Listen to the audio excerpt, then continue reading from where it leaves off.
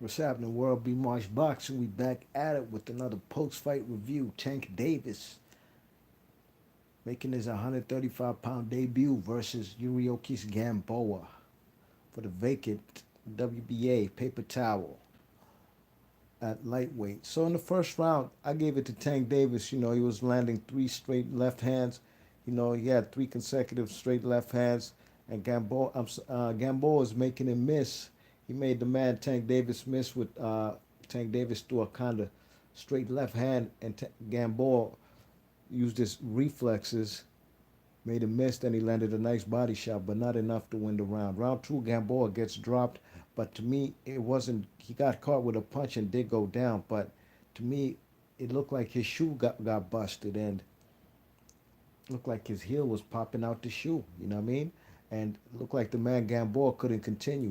It was a round where he was doing fairly decent until he got caught, and that fella's Gamboa finally, you know, his foot kind of popped out the shoe, and they called it a 10-8 round, and I had to do it the same. So that's a Tank Davis round. Round three, Gamboa is counter punching Tank Davis with right hands. You know what I mean? But Tank lands a couple left hands. You know what I mean? And a beautiful 1-2. You check it. Round four, Tank Davis is landing straight left hands, not really using his jab. He's abandoned his jab for the last couple rounds. But Gamboa is making him miss and catching him with counter shots. You know what I mean? Counter straight um, straight right hands. It was definitely a close round, round four. Round five, Tank Davis threw two double left uppercuts, you know what I mean? Mean uppercuts. And he landed a left hand that wobbled the man Gamboa. You know what I'm saying? Then he caught him with a left hook, too. So that was another Tank Davis round. But round six was a slow paced round. Tank Davis was landing with a 1-2, used his jab and the nice deception with the jab, throwing it to the stomach and throwing a left hand over the top. You know what I mean? That was definitely a beautiful punch. That was Maidana style. Jab to the stomach and then a left over the top. Round seven, Gamboa's landing combos, you know what I mean? And he's fighting at mid range, you know what I'm saying? Tank catches the man Gamboa with the left hook on the ropes, but that was like one of his only significant punches in the round. Tank definitely started to slow up, you know what I mean? Looked like his gas tank was running out of fuel. And, he was definitely not as active as he was in the earlier rounds, in the middle rounds, you know what I mean? And Gamboa was landing combinations. Uh, Round eight, Gamboa's winning. Um, you know, he was winning the round, then he got caught with a left hook, you know what I'm saying? And he got dropped again in round eight. You know what I'm saying? He got caught with the left hook that started the beginning of the end, and then he got caught with another left hook that dropped him. You know what I'm saying? So that's a 10-8 round right there. Round seven, Gamboa gets rocked from pillar to post, getting beat up. You know what I mean? But he's clinching. There was a lot of clinching in this fight. You know what I'm saying? And he tackled that man Tank Davis, Burmeister Vernon Wilder style, when he got hurt, just so he don't get knocked out. You know what I'm saying? That's an old veteran tactic. So that wasn't a 10-8 round, although he was getting beat up. You know what I mean? And Tank was finally now using his jab, and the jab was looking like a power jab, snapping all kind of sweat beads off of Gamboa's head. You know what I'm saying?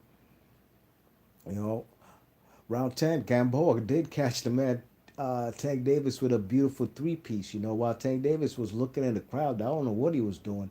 He got caught with a straight left, bang, and another one. Right hand, two, three of them, straight, you know what I'm saying? Straight punches.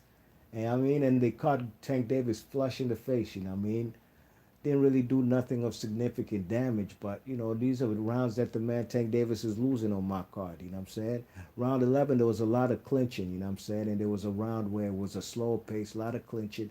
Tank Davis, I'm sorry, Gamboa, I had him winning the round up until like maybe the last 10 seconds where Gamboa started. I'm sorry, Tank Davis just started to unleash. He looked at the crowd and just started, like he got hyped, like it's on now. Like he just started busting up Gamboa, almost knocked him out, but he got saved by the bell in the 11th. In round 12, it was just the beginning of the end, like what happened in round 11 and also what happened in round 7. Tank Davis just he found a second win and just started letting his hands go, you know what I'm saying?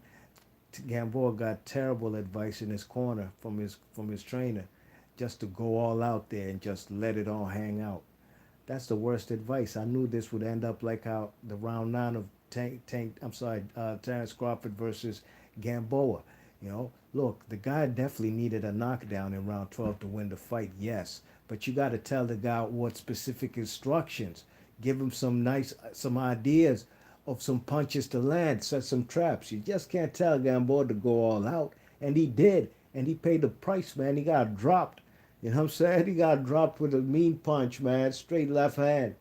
Or a left hook, excuse me. A left hook that dropped him. You know what I'm saying? And Gamboa gets up and they start, Tank Davis jumps on him. And another straight left hand got through. I'm sorry, a left uppercut got through. Put the man on the canvas. Jack Reach didn't even give him an 8 count or a 10 count. He just waved it off. I didn't like that, actually. I wasn't really pleased with how the fight got stopped. Look, if Gamboa, if you think the guy's hurt, give that man an 8 count. If he can't make it to a 10 count, then wave the fight off. It's over. He got KO'd. If he gets up on 8 and you look in his eyes and he look glossy and shit, you know what I mean? The man doesn't look like he's capable of fighting, still got the spaghetti legs, then wave the fight off. Just don't wave the fight off just because he got dropped with one punch and you're not even giving him an 8 count or a 10 count to see if he can beat the 10 count. So Tank Davis survives, man, and he gets that KO in the 12th, extending his KO streak. You know what I mean? The man is what, 23 and 0 now with 22 KOs. You know, so look, my assessment of this fight is like this. Tank Davis almost went 12 rounds with this guy who is a 38-year-old, way past his prime. Gamboa's best days were around 2011, 2012, 2010. You know what I mean? Those were the best days of his career, okay? Tank Davis almost went the distance with this guy and was also losing rounds. I'm not buying nothing of them type of scorecards the judges had over there, you know what I'm saying? Because I had this fight, I gave Gamboa rounds 3, 6, 7, and 10. You know what I mean?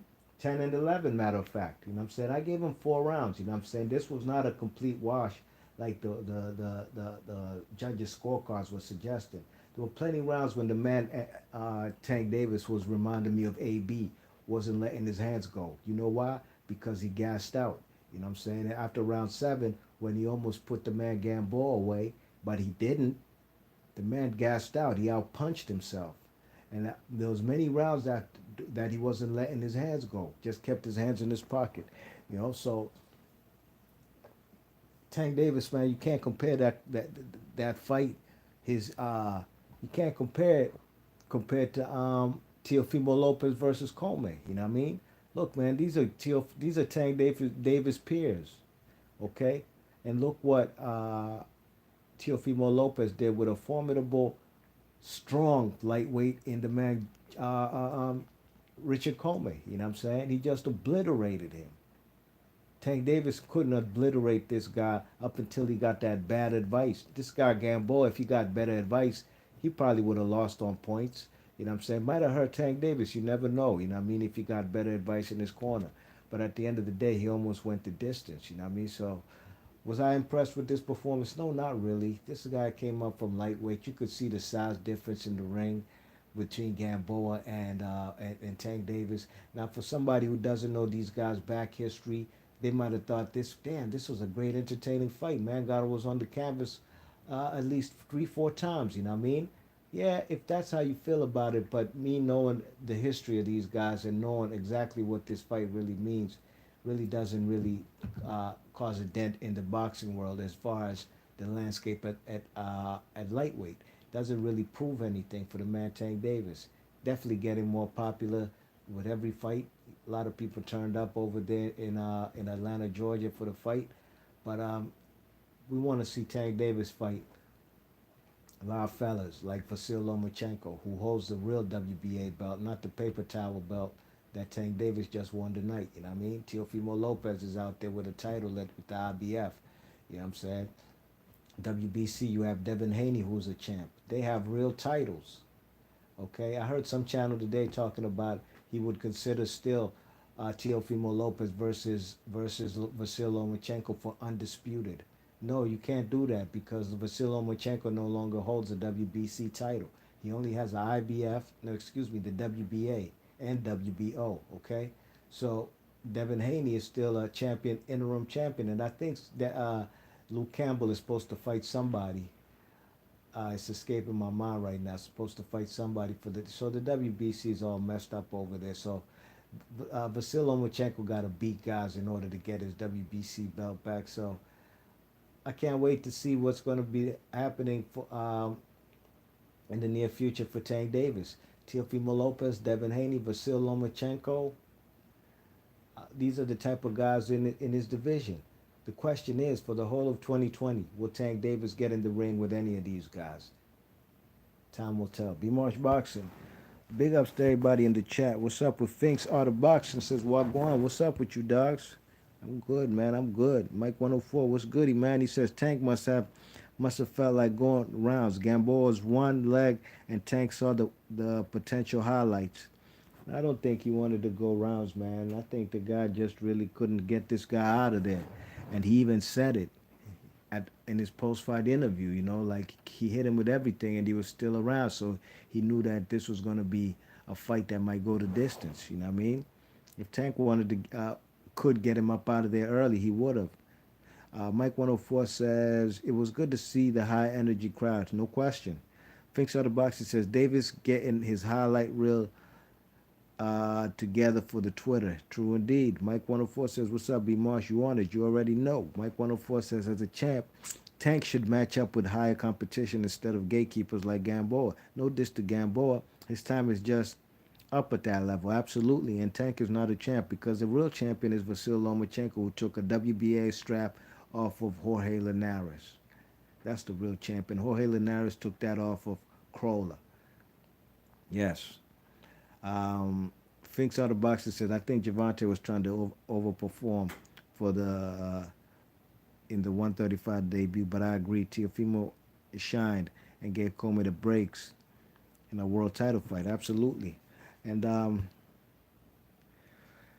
look, man, the guy Tank Davis gassed out, man. The guy gassed out, man. That's what happened. I mean, the guy punched himself, and he was losing rounds after that. Mike 104 says, imagine if Tank had Lomachenko or Mr. Mayweather ethic. Sky's the limit. Absolutely. Absolutely. The guy missed weight coming up in weight. That's a problem, you know what I mean? And I think, I think he still might, he's got the stamina issues, man. This was his first time going past 9 rounds, you know what I mean? After round 7, when he couldn't get Gamboa up out of there, that's when you started to see this decline in his punch output. Fix out of boxing says sky's the limit like Biggie. Yes, indeed. Yep. So B Marsh Boxing, big up to everybody in the chat. Mike 104, big up to Fix out of boxing. That was a very good fight as far as entertainment wise, but at the end of the day, like I said, doesn't make a dent in the lightweight division, just like Teofimo Lopez did. You know what I mean? He put the division on notice. Tank Davis, can he beat these guys? Can he beat his peers? Because he struggled with the 38-year-old. B Marsh Boxing, your thoughts and comments. I'm out of here. Peace.